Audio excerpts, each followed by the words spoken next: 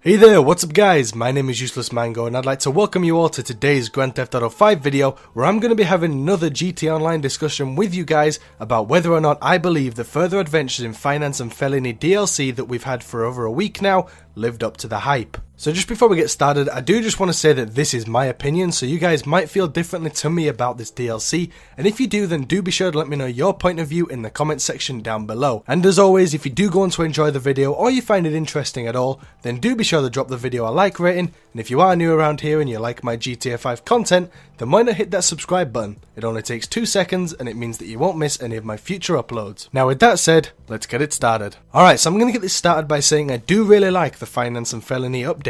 I do think that Rockstar have created an epic DLC as always, but there are a few major letdowns, at least in my opinion, in this update that I think could have been improved on massively to make this update the best one so far. Some of the things I'm going to be discussing aren't as major as others and won't affect everyone, but there are a couple of things that stand out to me as things that could have been improved upon. Okay, so let's get things started with my first reason why I don't think the further adventure in Finance and Felony update was as good as it was made out to be, and that's to do with the payouts. Now some of you might be wondering what I'm talking about, because if you fill up an entire 111 crate warehouse and successfully deliver all the packages, you can make a boatload of money. And while this is true for the CEO, it isn't true for the associates in an organization. So for those of you who may not know, whenever you complete a sell mission, the CEO will get the entire cut minus about 10 grand per associate. Now this value can change, but when I've done sell missions, I've only ever seen players receive about 10k. Now this is great if you're the CEO, because it means that as long as you successfully deliver all of your crates, you're going to make your money back and then some. But this isn't where the issue lies. The issue comes from the fact that as the CEO, you don't even have the option to share money or set a percentage cut per associate similar to heists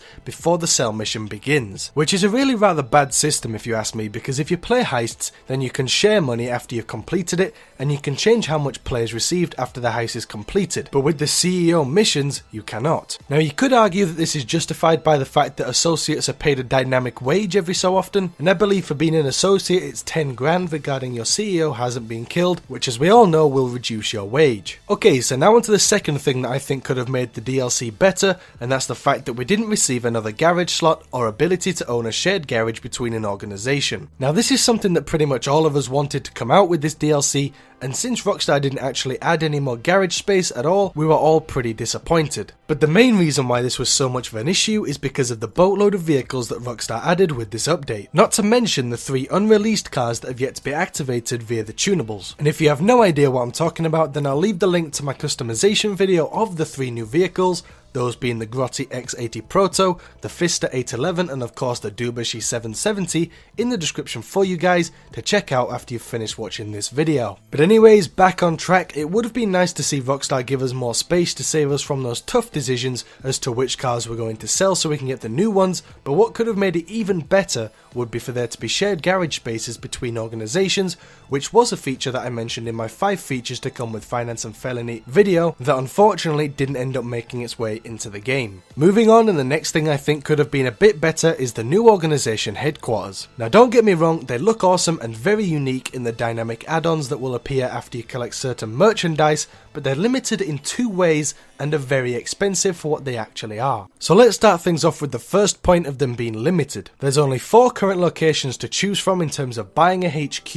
Now Rockstar can and might add more in future updates, but to start things off, 4 locations is a bit limited, especially since they didn't decide to utilise the northern regions of San Andreas and place lower end warehouses or headquarters in Blaine County. Now I know that content takes time to make, and GT Online was desperate for a new game changing update, but Rockstar even said in their newswire posts that we were going to be able to run our own criminal organisations from Los Santos and Blaine County, which to an extent is true, but in terms of setting a centre point for your organisation was not the case. Now on to the second point of the new headquarters being limited, and it's not that much of a big deal because I like the new HQs, but it's the fact that there's very little you can do in them. And yes, I know that there's the gun locker, computers, living quarters, executive terminal, executive assistant and so on, but in my opinion, there's nothing actually in the new headquarters that makes it worthy of its price tag. But like I said, this is a very little complaint because I know that in order to properly run a company, it would be best to have a dedicated office, so my only real issue is the price. Alright, so on to my next thing that I think could have been better, and that's the fact that only one person can carry one crate when doing CEO buy missions. Now this may sound stupid, but it's understandable if you're on foot collecting crates,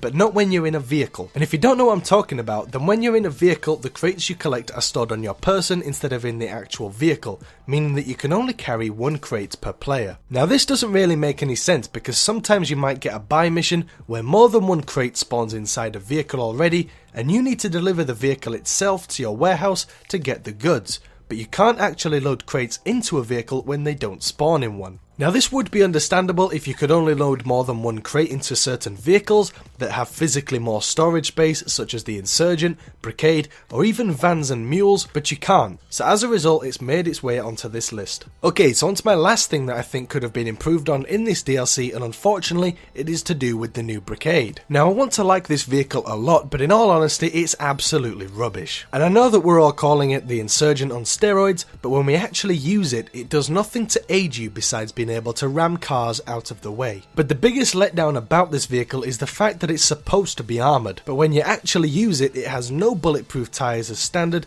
it only takes one explosion to destroy it, and the windows only withstand about 5 bullets before they're put through. Now you can actually upgrade this vehicle in your warehouse to have bulletproof tyres, which can be useful if you're making large runs from selling your merchandise, but as a vehicle that you just want to use in general, it really makes no difference. And you'd probably be better using something like the armoured shafter, because at least this vehicle will take one more explosion before it blows up and is much faster. Alright, so my overall answer to did the further adventures in Finance and Felony DLC live up to the hype is yes, it did. But I do have my opinions on some of the features and decisions Rockstar have chosen to implement with this DLC.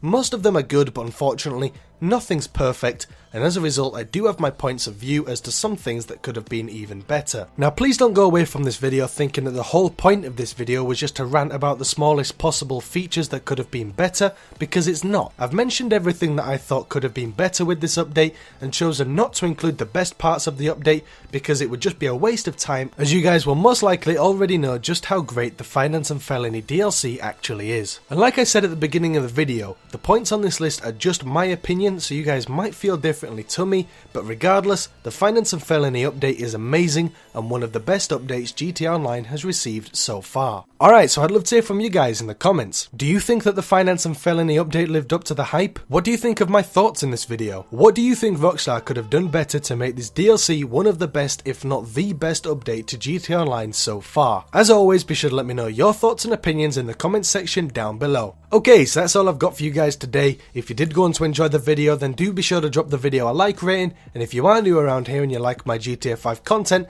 then why not hit that subscribe button? It only takes 2 seconds and it means that you won't miss any of my future uploads. With that said, I want to thank you guys for watching, stay awesome, and I'll see you guys in the next video.